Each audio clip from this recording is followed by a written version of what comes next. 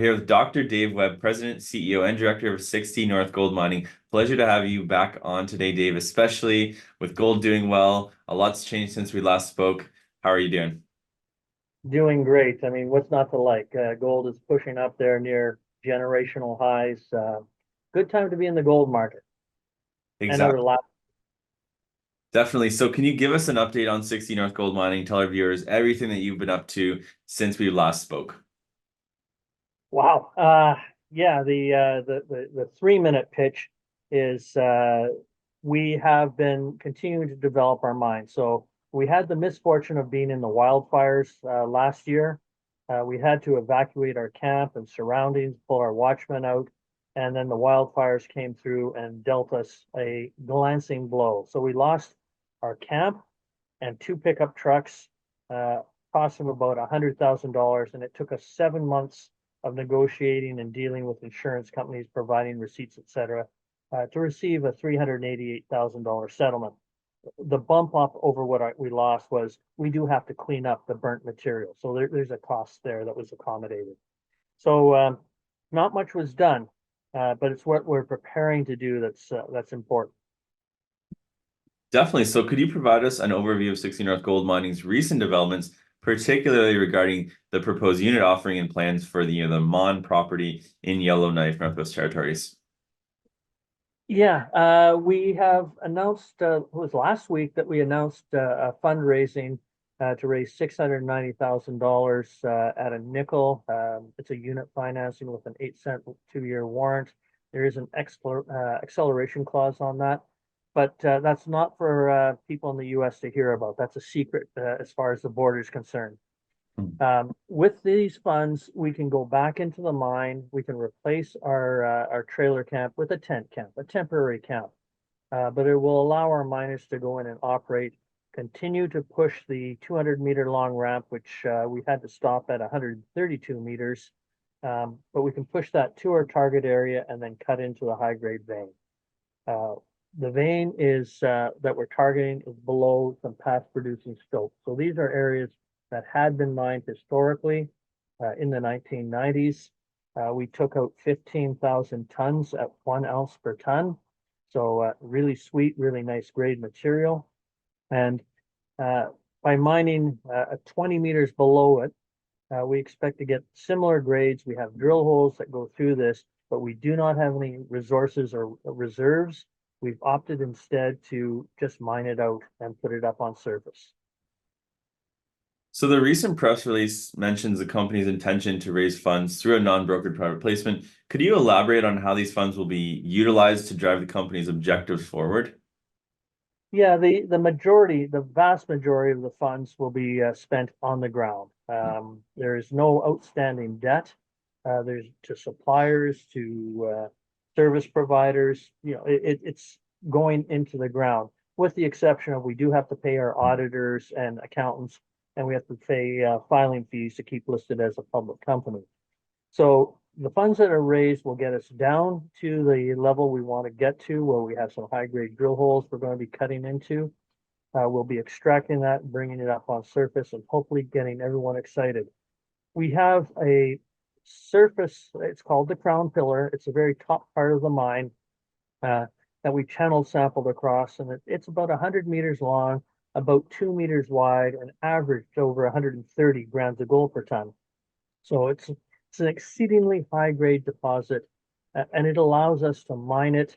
And because we have permits to mine it, we also have permits to mill it. So we're the only permitted mine and mill in the Northwest Territories.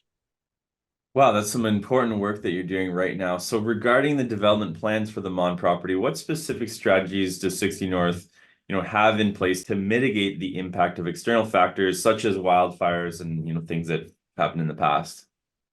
Yeah, and that's an issue.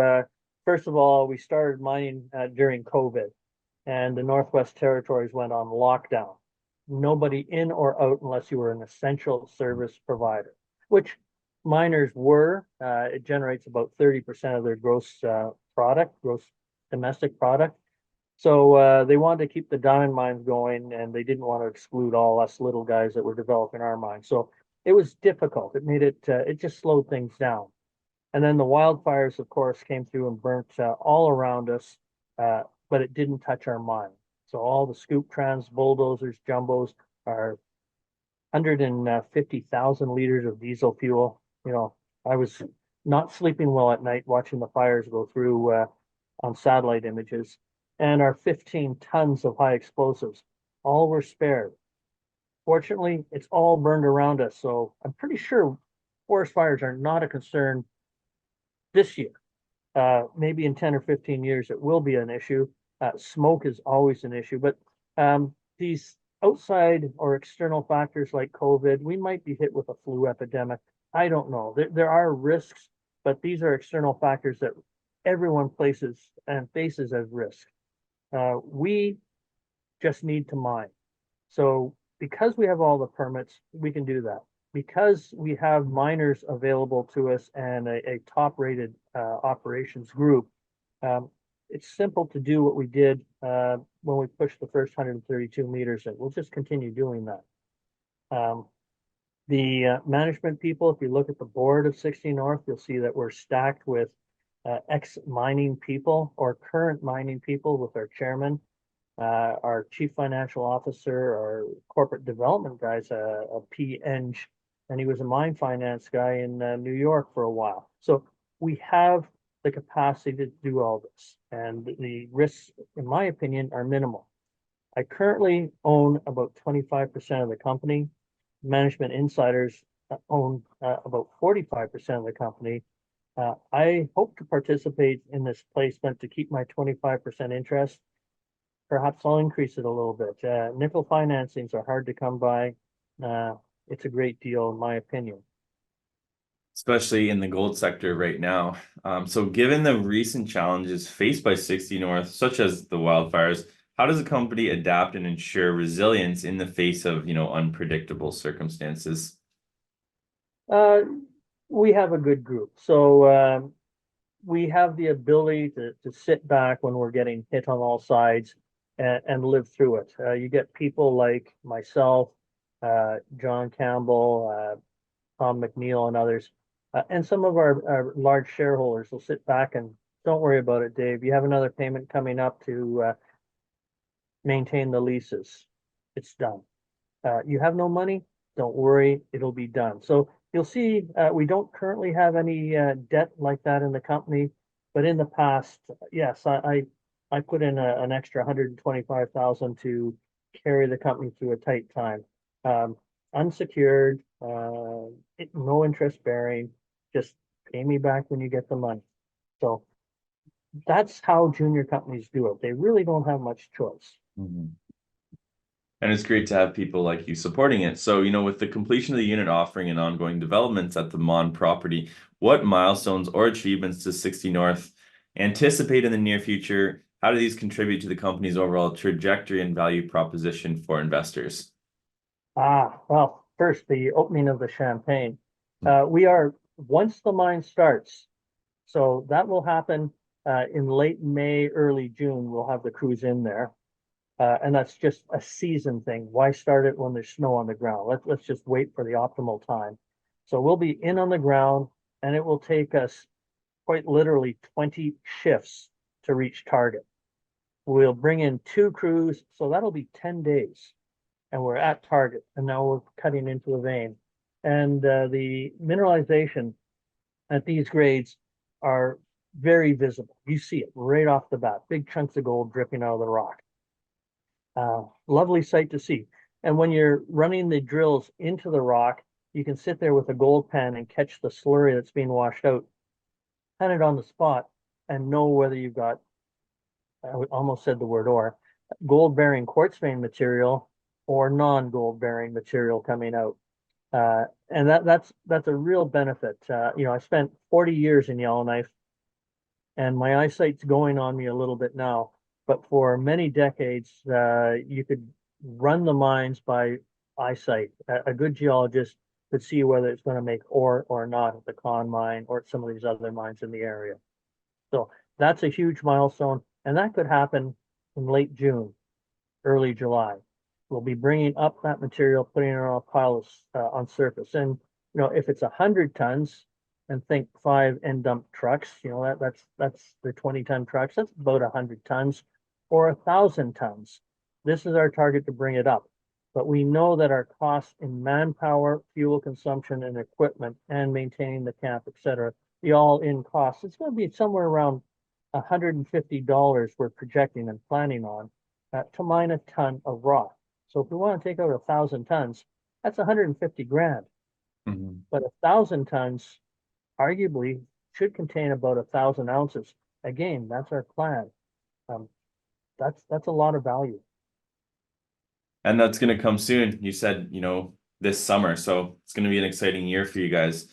So as a younger investor interested in the stock market, why should they first choose to invest into gold stocks, and more specifically, 60 North compared to its competitors? I'd love to hear your opinion. Yeah, well, I think I made a note said we have no competitors, but that's a blatant lie. There are competitors out there for money. So there are exploration companies that wish to drill off 4 or 5, 6 million ounces of gold and get bought out by Goldcorp or Newmont or whatever.